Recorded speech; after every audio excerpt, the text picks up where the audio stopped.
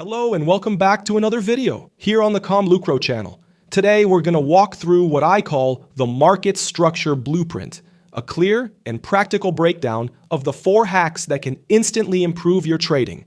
Understanding market structure is essential because it reveals the true direction of the market, and traders who cannot read it clearly often enter too early, fight the trend, or get trapped in consolidation. In this video, you will learn what market structure represents, how to identify trend direction, how valid pullbacks form inside impulsive moves, and how the impulse, correction, and continuation phases create the natural flow of price. You will also see how market structure shifts develop and what they signal about upcoming direction. These concepts build the foundation every trader needs before taking a trade, helping you read the chart with clarity and stay aligned with the dominant movement of the market. So if you like this kind of video, please like, subscribe, and turn on notifications. And join the ComLucro community to support the channel and keep improving as a trader. Now let's get started. The first and most essential step in reading trend direction within market structure is identifying where price is currently headed.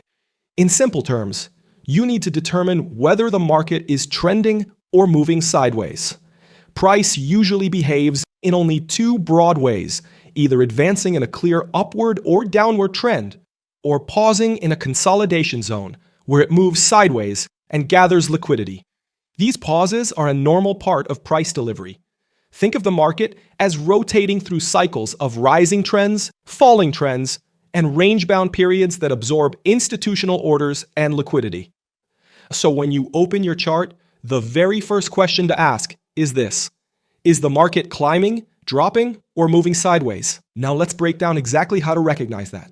In an uptrend, price creates a sequence of higher highs and higher lows. This shows that buyers are in control, gradually driving the market upward. Price usually takes out previous highs while defending the lows. That is why in an uptrend, your primary objective is to look for buying opportunities.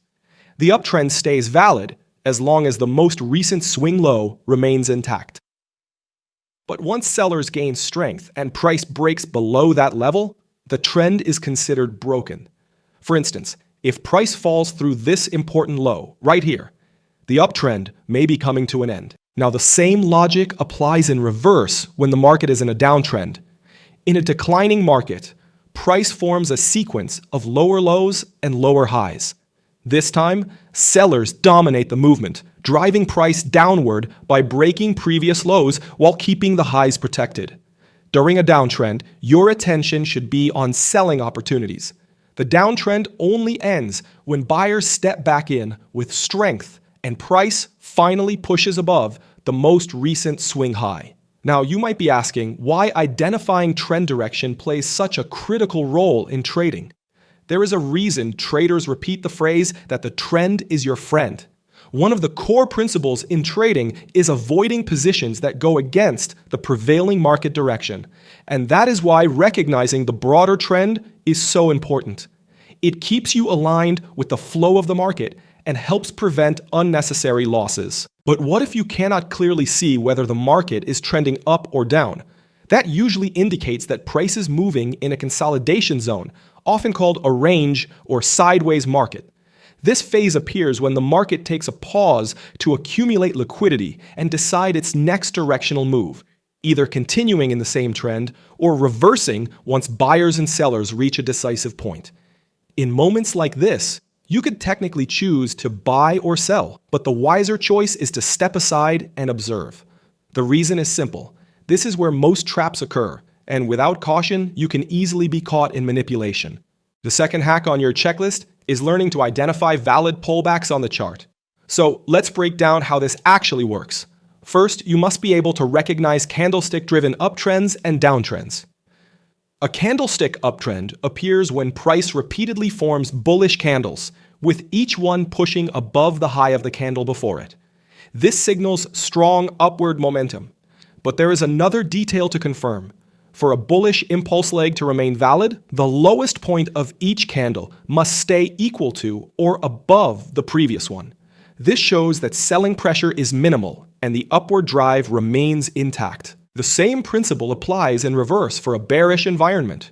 A candlestick downtrend forms when price prints a sequence of bearish candles, with each one breaking the low of the candle before it, indicating firm downward momentum. For a bearish impulsive move to stay valid, the highest point of each candle should match or sit below the previous high. This demonstrates limited buying pressure and confirms that the bearish trend is still dominant. In a bullish context, a valid pullback happens when a candle drops below the lowest point of the previous candle, effectively sweeping its liquidity. For example, notice how this last red candle dips under the low of the third green candle, confirming a valid pullback. But if price does not break the low of the last green candle, then the move does not qualify as a pullback. And keep in mind, the color of the candle does not matter when identifying pullbacks. What matters is the structural behavior. Similarly, in a bearish context, a valid pullback forms when price rises above the highest point of the previous candles. Now, let's walk through a few examples to reinforce how valid pullbacks actually form on the chart. Imagine a sequence of bullish candles like the one shown here. After 3 consecutive bullish candles, price pauses and prints 3 consecutive bearish candles before moving upward again. As we mentioned earlier, in a bullish environment, a valid pullback requires price to break below the lowest point of the final bullish candle before that bearish pause. In this example, none of the bearish candles pushed beneath that low or sweep its liquidity. Because of that, this entire sequence does not qualify as a valid pullback. Instead, we treat it as part of a single, uninterrupted bullish impulsive leg. In a similar scenario, look at the second candle sequence. After several strong bullish candles, the market slows down with one bearish candle. But notice this bearish candle does not break the low of any previous candle in the move, so it cannot be considered a valid pullback. Now here is where things become more interesting. If that bearish candle prints an equal high with the last bullish candle, and the following candle breaks below its low, sweeping liquidity, then we do have a valid pullback. In this case, we see a bullish impulse, a clear corrective move, and then a strong bullish continuation. Now the next hack on our list is learning how to understand the various types of price movement within market structure. Price action is composed of 3 main sub-movements: impulse, correction, and continuation. And each one is created by internal candlestick patterns. So let's break them down one by one, starting with impulse moves. Impulsive movements are strong, decisive pushes in the direction of the dominant trend. They appear when price accelerates clearly, either driving upward in a bullish leg or falling sharply in a bearish one. This phase is powered by firm market sentiment and obvious control from buyers or sellers. For instance, look at this bullish candle sequence. We can see price climbing through a combination of smaller impulses and brief pauses. Together, these create the internal structure of what we classify as a single bullish impulse leg. And why is this treated as one smooth movement?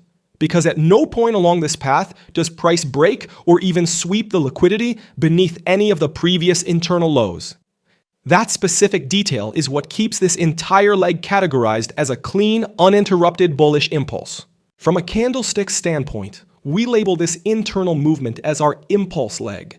After that, a valid pullback appears, confirmed by this red bearish candle that breaks and closes below the previous bullish candle. This marks our minor correction. Price then builds another bullish impulse, which we call a minor continuation. This sequence repeats over and over again: impulse, correction, continuation, until price reaches this swing high and eventually transitions into a deeper corrective phase. Now let's move to the corrective movement. A corrective move is a temporary counter-trend phase or retracement that moves against the main direction of price. We identify a correction when price breaks below the most recent pullback or internal low, or sweeps its liquidity through a candle wick. In this example, 3 red candles form the correction, clearly breaking and sweeping the previous pullback's low. After this, price returns to its upward movement and eventually breaks above the most recent swing high. This confirms the start of the continuation phase. However, in this scenario, If price fails to break the most recent pullback or internal low and instead continues driving upward, then we do not have a valid corrective movement. In that case, this entire sequence should be viewed as one continuous impulsive leg with no correction in between. It is essential to remember that these rules apply across all time frames and on any chart built from pure price action. Now let's move on to the next and final hack on our checklist. One of the most important components of market structure, the market structure shift. Imagine the higher time frame trend is bearish, with price forming a pattern of lower lows and lower highs through a series of impulse and corrective legs. If we zoom in to the most recent retracement or corrective phase on a lower time frame, we may see price building a short-term bullish structure like this. During this retracement, what we want to see is price pushing into a key higher time frame resistance zone and showing rejection. This resistance could be a bearish fair value gap, an order block, a breaker, or a mitigation block. If price then breaks below the most recent pullback formed just before tapping that resistance area, we get a market structure shift on the lower time frame. This shift suggests that the temporary bullish move is likely ending and that bearish momentum is returning. At this point, price is expected to realign with the dominant bearish trend of the higher time frame. And it is crucial to understand that for the structure shift to be valid, price must clearly break and close below the swing low of the most recent pullback. A wick that only touches or penetrates the level is not enough. We need a full close beneath it to confirm the shift. Now you might be wondering how we can confirm whether this bearish move is a true structure shift rather than just a normal bearish correction before the next push upward. The main reason we classify this specific move as a market structure shift is that price tapped into an unmitigated resistance zone, such as a supply area, a fair value gap, or a breaker, and then reacted sharply from that level. It's important to understand that not every corrective leg qualifies as a structure shift. For the shift to be valid, the move must originate from a key unmitigated level on the higher time frame. This is why a solid understanding of market structure is so critical. Without it, you are far more likely to misread the chart and expose yourself to avoidable losses. Now, once the bearish structure shift is confirmed and we anticipate lower prices, the next step is to search for a selling opportunity. At this stage, you will want to locate a bearish fair value gap, an order block, or an inverted fair value gap formed within the structure shift leg. These zones often act as magnets, drawing price back into them before the move continues downward. In that situation, you would place a sell limit order and target the closest liquidity pool on the current time frame, or aim for higher time frame liquidity levels if you are pursuing a larger move. Before we wrap up, take a moment to consider why understanding liquidity truly matters, especially when analyzing structure shifts. Concepts like buy-side and sell-side liquidity and liquidity grabs shape how you read the chart, anticipate movement, and make decisions when the market accelerates. The clearer your view of how price rotates between liquidity pools, the easier it becomes to stay patient and execute with confidence. But technical knowledge alone is not enough. To apply these ideas consistently, you also need to see how liquidity behaves inside market structure. That is why, before we finish, we will show you a short clip from our Smart Money Concepts course. In this segment, you will learn how internal and external liquidity zones guide institutional price delivery. Let us take a look. Within the concept of liquidity zones, there are two main types: internal liquidity and external liquidity. Internal liquidity, also known as fair value gaps, FVG, refers to areas within the current price structure. These gaps occur when there is a significant difference between the closing of one candle and the opening of the next, resulting in a liquidity void. These areas are important because large market players tend to fill these gaps, creating trading opportunities to capture movements back to fair value. External liquidity refers to zones outside the current price structure, usually found at previous swing highs and lows.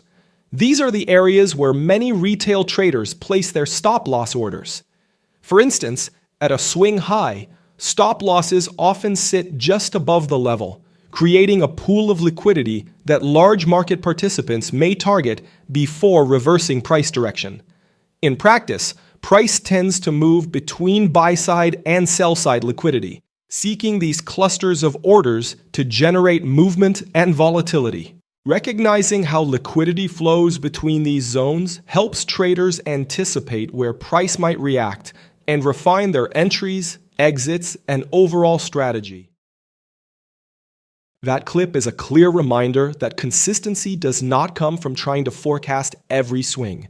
It comes from staying grounded, managing your reactions, and following your plan, even when market structure becomes complex.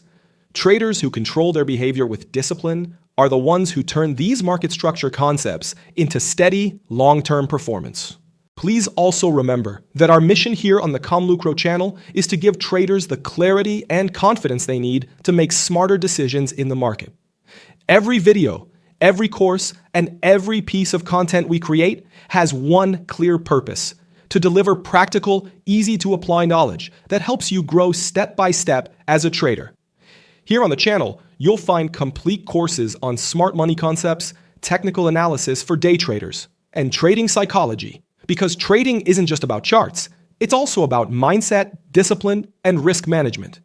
We also share lessons and insights from some of the most respected names in trading, professionals like David Paul, Alexander Elder, Tom Hugard, Mark Douglas, Al Brooks, Larry Williams, and many others whose experience has shaped the way we understand the markets today. If you enjoyed this video and found it helpful, please give it a like. It really helps more traders discover our content. And don't forget to subscribe and turn on notifications so you never miss our latest insights and strategies. If you'd like to go even deeper and access exclusive content, early video releases, and additional tools to support your development, consider joining the ComLucro trader community right here on YouTube. It's a simple way to support our work and a smart investment in your own growth as a trader. Thanks for watching, and I'll see you in the next video.